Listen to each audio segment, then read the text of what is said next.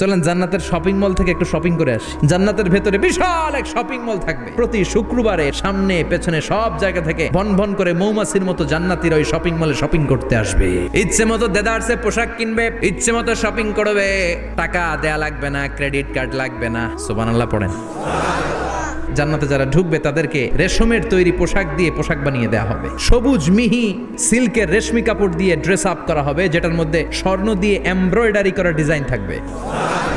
সর্বপ্রথম জান্নাতীদেরকে কি খাওয়ানো হবে জানেন? মাছের ভুনা কলিজা। খাইতে খাইতে শেষ।